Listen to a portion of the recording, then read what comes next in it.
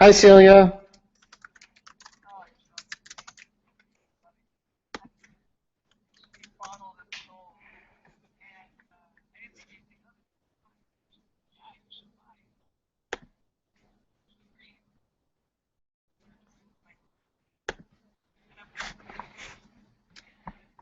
Alrighty, who remembers where we left off last week?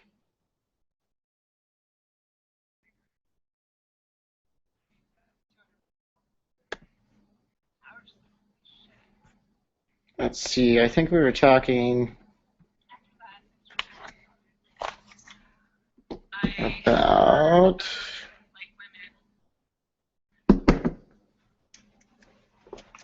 alrighty. I think good spotting techniques and safety materials. Pretty sure that's where we stopped last week. Okay, so rules and materials. Um, so there's some really great articles right here from the Dog Parkour International Dog Parkour Association, and those are still, they just opened up, so they're still in development a little bit, I imagine, but the rules are pretty good. I have a few of my own. And then here's another safety standard. This blog post is great for anybody wanting to do doggy parkour.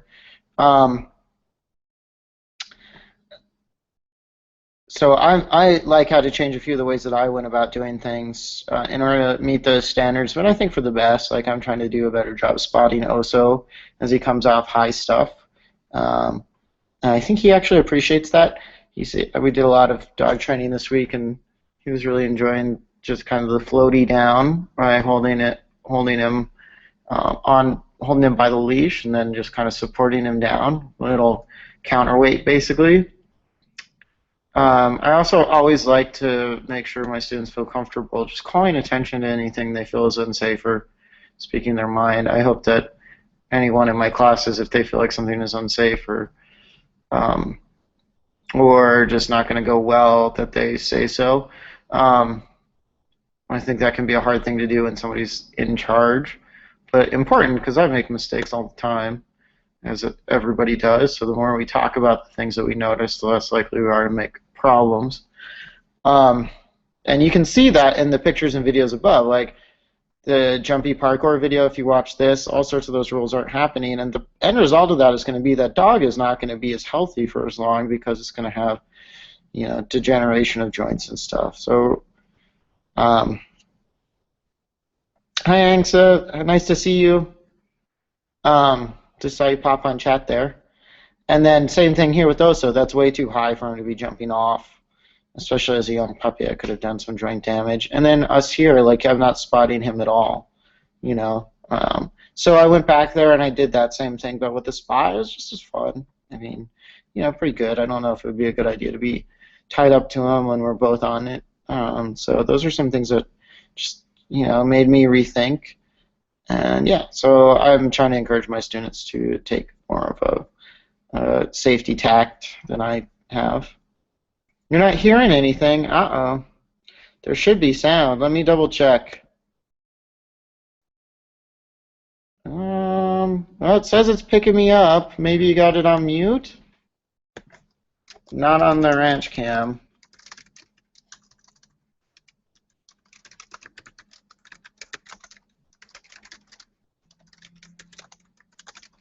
There should be sound. I'll double check. You guys are going to hear a repeat, but I'll play it real quick and make sure.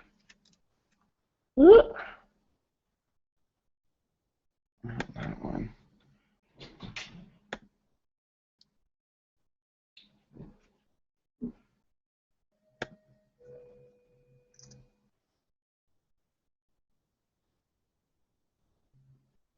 I hope there's sound.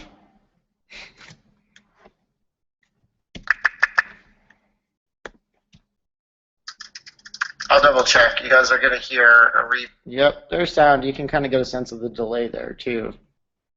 Hi, Lynn. There is sound.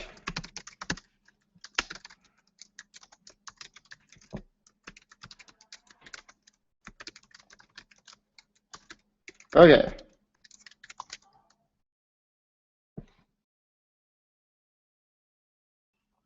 Alrighty. I'm sorry, Lynn. I'm going to have to move on to get some stuff done. I think it's probably just you.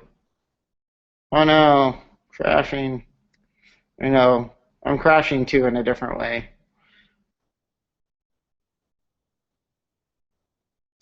So this is a really great video. I think I said that last time. And then these are the folks who put together the Doggy Parkour Association in action. This is their little promo video for it. So dogs climbing. She was trying to get it back out of there. Oh, that's kind of cool.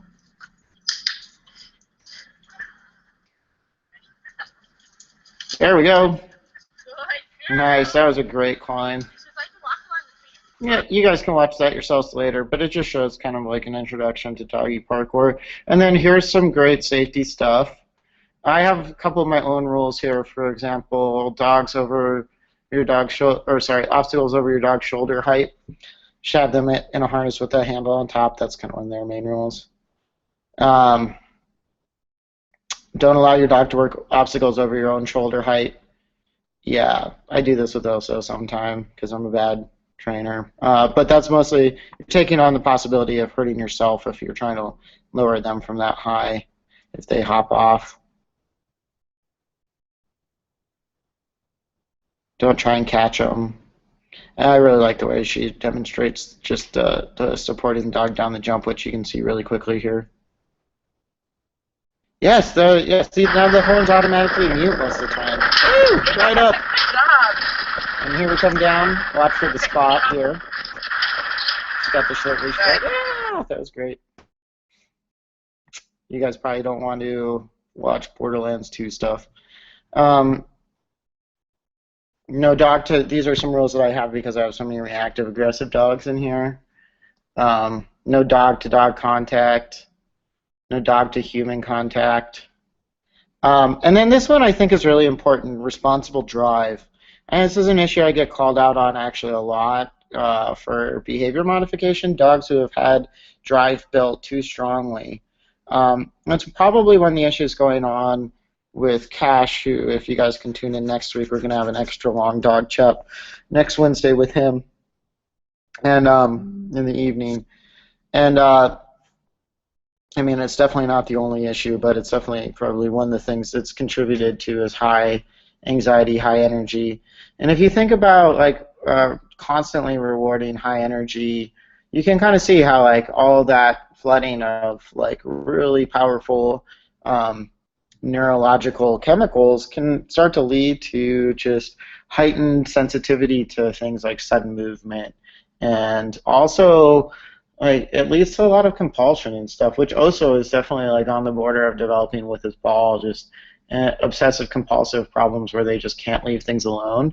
And you see that a lot in dog sports like agility and stuff, where the dogs are just so amped that they'll even get in fights and stuff because they're so excited.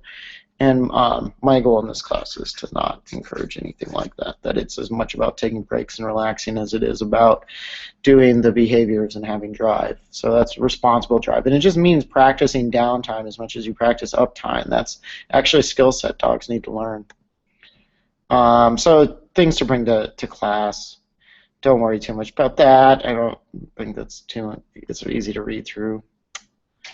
So this is an advanced course, so we're getting into the beyond the basics, and I get really deep into it here, but I'll give the fast version right now. So I teach all my students how to use a marker word for this class. So the clicker, it works by clicking and then treating, and that's a sudden environmental stimuli like a phone ring, right? Something that catches your attention, that's hard to miss, and usually immediately gets you a like sudden response. So if you hear the phone ring, you want to go pick it up, right? It's really good at getting your attention. It doesn't happen all the time in the environment. Some people will habituate if it happens all the time, but most of us won't. So the click relies on that sudden startle effect in the nervous system, and then it pairs it with food. And what that does is it allows you to bridge the gap between when food is delivered and the behavior is offered. So if you're working on something like building a stay at 50 feet, right, it's hard to necessarily show the dog that's what you want, but it gives them a cue to, or a clue really, to what the behavior is that's working, that's getting them their food reinforcer. And it solves the issue of treat delivery, where you have to, like, early on, a lot of positive reinforcement training, this is like way back in like the 40s and stuff, had trouble with solving that dilemma of how to encourage behavior with food without a marker, because it's difficult to have the dog understand that, or any animal understand that it's that behavior right there, click, right? So marker words do the same thing. You have to use the same word, and you use it not in a sentence but all of. So I use yes a lot. I'm sure if you've watched any of the training I do, you've heard me say yes several times, and that's just doing the same thing as a click. It doesn't work as effectively because animals who are around people learn to filter out language. So it's not as effective as the click, but it can do in a pinch, and I like my students to be able to set their clickers down at this point and be able to use marker words if they so choose. I think we always try and get our intro classes to be using the clicker the whole time because we think it's an important skill set to know how to do, but at some point we transition them into using marker words. Make sure you're on the post there, I love.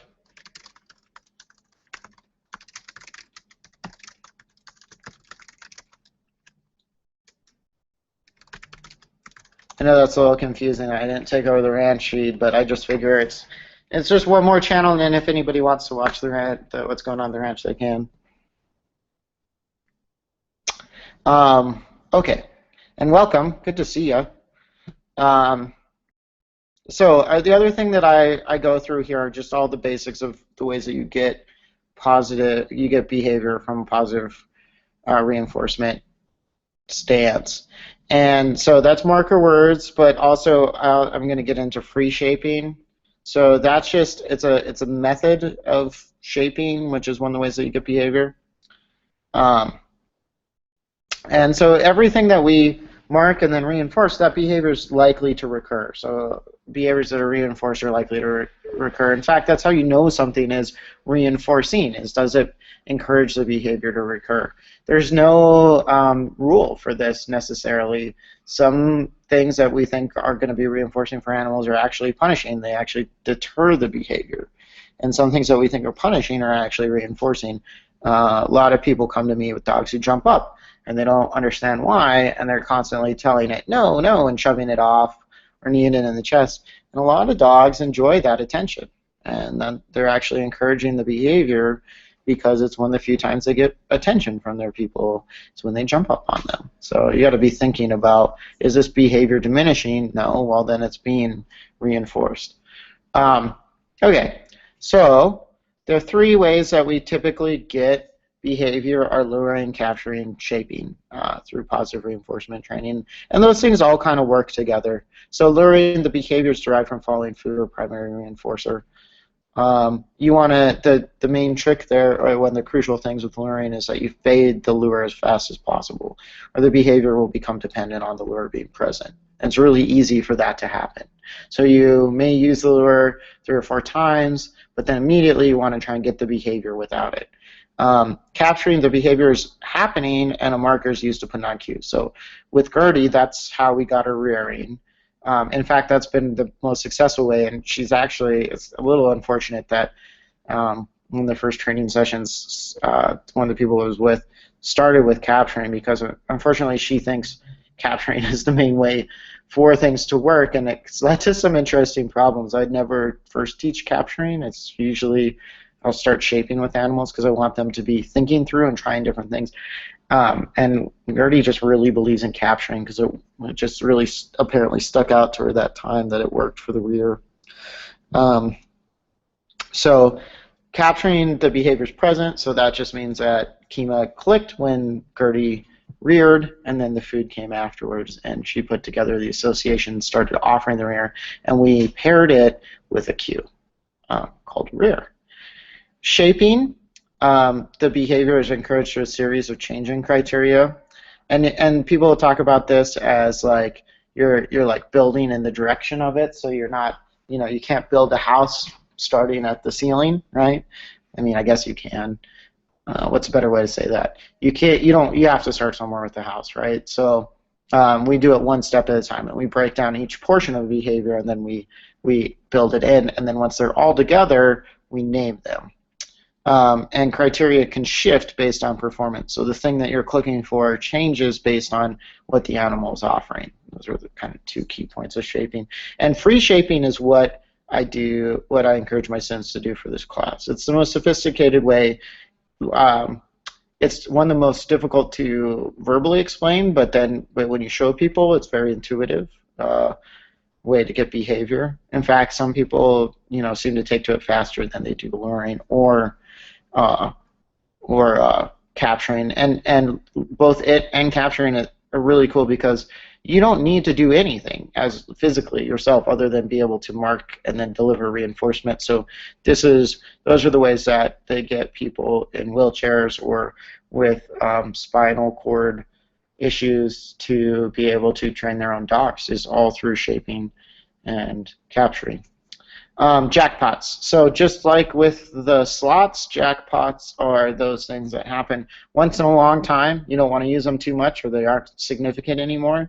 And they really encourage behavior. If one trait encourages behavior a little bit, jackpot is a major dopamine release and it should encourage behavior even more. So in free shaping, that's important. So free shaping with shifting criteria, we really want to encourage the things that's more like what we want in the end than the last few behaviors. So we jackpot to get there. And ending on jackpots is an awesome idea. I didn't say that here. I should go back and say that because it really, the last thing that happens in a training session is often the thing that's most remembered. I have this problem with Canner sometimes. I push too long, and then the last thing that happens is something, where he spooks or something, and so that's what he remembers. It can be a real problem with an animal like him. So you want to jackpot selectively while free shaping? Yeah, I said that. So I thought it was pertinent to give an example here. We use boxes in the game 101 Things to Do with a Box, which I'll get into down below, but in order to, I really want my students to see that, like, you can start with the dog walking towards something and end with it getting on top and staying on it for 10 minutes, right? Like, maybe not in a training session, but over time. Well, that's the same behavior in a lot of ways, if you generalize it correctly, as a dog jumping up on a tree and staying there for 10 minutes. And it all starts the same, and it's all through selective criteria that you get there. When we're training, this is just kind of a refresher for my students. A lot of them have already encountered this because they've been through so many classes. But when we're training, we always try and keep in mind the 4 Ds: distance, duration, degree, and distraction. I don't get too much into degree. It's kind of one of the hardest for people to understand. Basically, like, if you punch somebody, you punch them at a certain level of hardness. You could quantify that hardness by distance and duration, right? Like how fast did you cover the like space from your fist to their face, and how much time would give you degree, right? But it's a qualification that looks at like intensity, basically. And intensity, I think, if I remember correctly, it's been a little while since I looked at it, is how Skinner discussed this, but I'm just trying to make something that's easy for my students to remember, so I like the 4 Ds. And then we get into distraction. So distance, duration, those are pretty intuitive and understandable. Distance, measurement away from something. Duration, time. So how long can the behavior be sustained? But degree is a little bit trickier. It mostly comes up in this for like how fast the dog is running. A lot of dogs, you can really work on training up faster and faster running for stuff. And then distraction. It's really important that you start adding in distractions once you've really got some pretty solid distance and duration, because you're making it harder. So the important things with all these when you're doing training is that if you're raising one and it's new, you lower the others. If you don't take the time to teach the behavior in that way, to like practice, can you do this with this distraction at this distance, or just, can you do this to this degree, those behaviors start to fall apart. So that's been a big issue with Canner's, just like his behaviors fall apart a lot because it's really difficult to go through all those different things with him with the limited amount of training time that I get. And then also with scared animals, you start to add fear in, and everything can fall apart pretty readily. That's another distraction issue, really. So if you make sure to like get several of them, make as many of the other D's easier when you're trying to get one to raise one criteria, say distraction, right? I wouldn't work on distractions at a distance that's really hard at the same time that I'm raising duration, right? I would try and keep my distractions short and either close or far away depending on the behavior, and then slowly raise them at a distance that's appropriate. I wouldn't add distraction and decrease distance at the same time on something like a stay with that distraction, right? I would actually make the distance even further to make sure it's easier than I think the dog can succeed, and then slowly increase the distraction at distance where the dog's having success. So a lot of times when animals fall apart during performance, it's because somebody's missed some of these things and they haven't actually worked up. Maybe they did distance and duration really well, but they never introduced distraction into the mix, and so the dog falls apart as soon as there's another dog in the room or people or something like that. Putting the behavior on cue. So a lot of people have a hard time with this when they're learning how to train, and even as they get further on into it, how do you get a behavior, a dog to, or an animal to respond to with a behavior for a word, right, or a hand signal, or touch? Well, the important thing is that the behavior is already happening. All putting behaviors on cue is actually technically capturing whenever it's happening. So if the behavior isn't already occurring on a regular basis in a predictable way, you are going to struggle to put it on cue.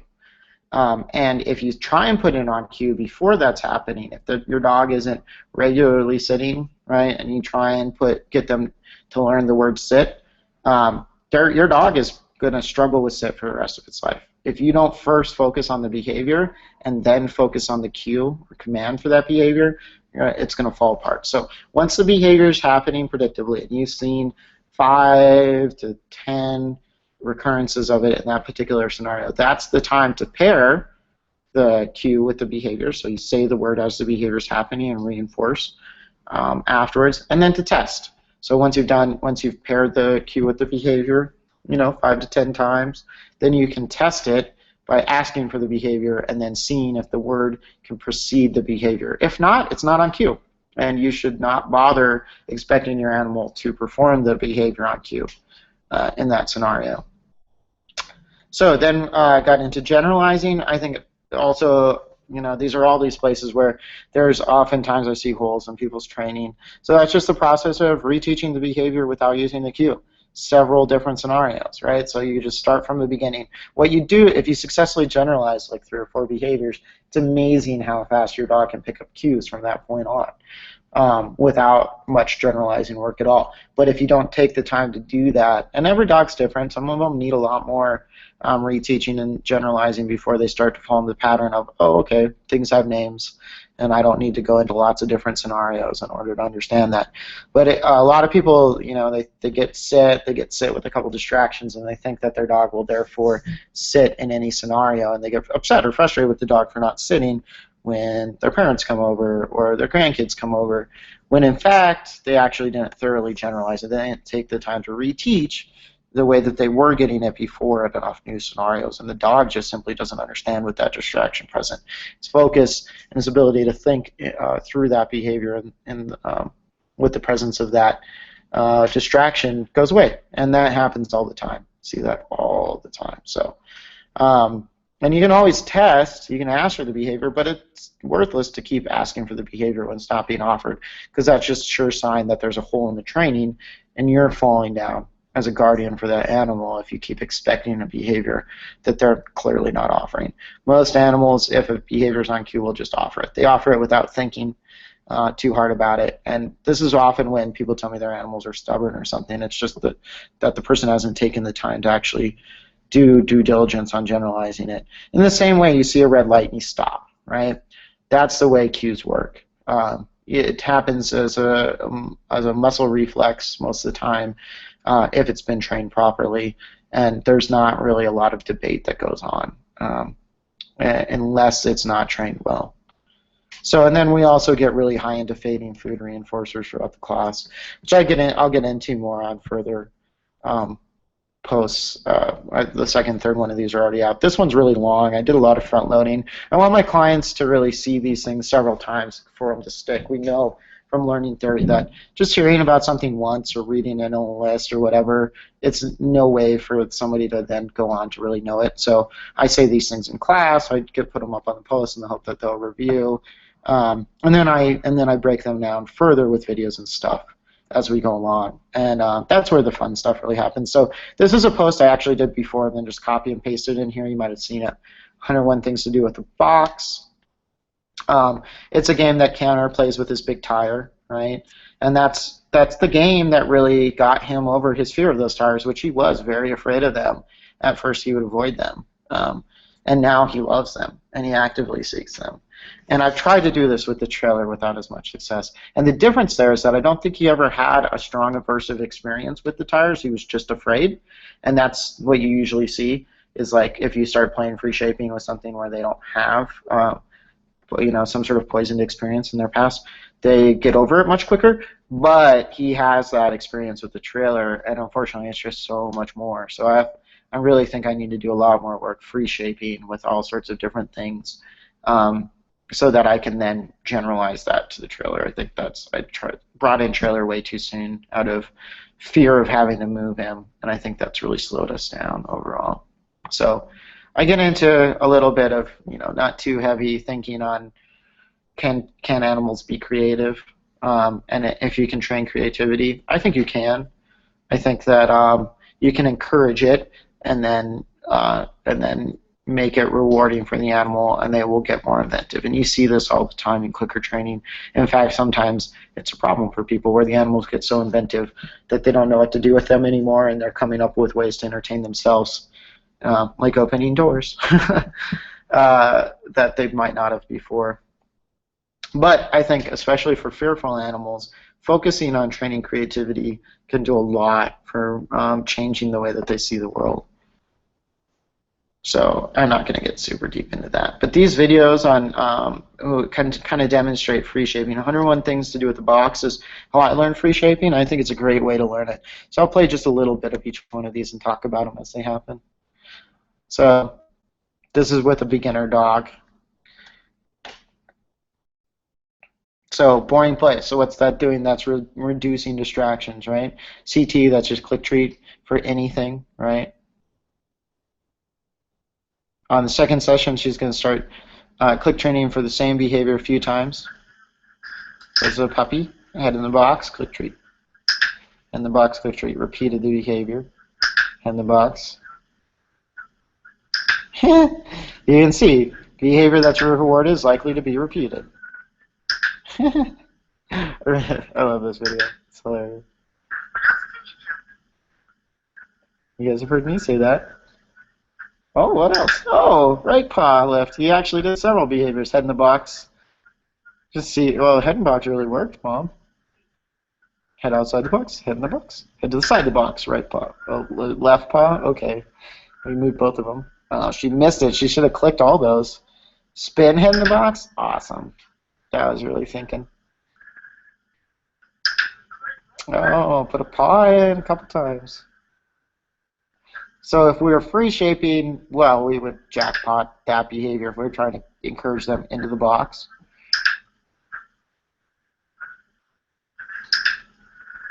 So you guys get a sense of it, I'm sure.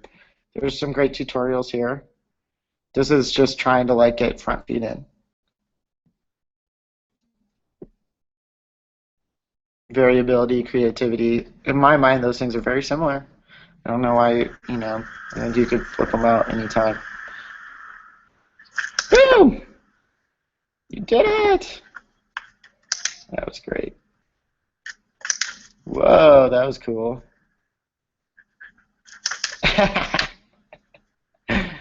Collie's just having fun. And then I like this one just with the big old dog because I think in a tiny box because he doesn't think that's hilarious. Giant dog in a tiny box. Oh, all right. Well, it looks like we're ending there. Hopefully next time I can get through all of this. I'm gonna pause because it's 5:40 now and I gotta run. I got an appointment. Building self-control and drive responsibly. That's where we're gonna start next week. I hope this isn't too boring for people. I know we can all read these independently, but Suzanne thought they were kind of dense and suggested I try this, so I'm going to try it for this whole post, see how long it takes me to get through. It's also good for information for me because I don't usually take the time to go through it all, once I've written it all and thought it through. So, howdy. So I don't usually do that, go all the way through it. So it's good for me to see kind of what I'm asking of my students, which is a lot. It's a lot of extra work, but I think it can help them. Thanks for joining me, everybody. It's good to see you all, and I'll see you on Friday. Bye.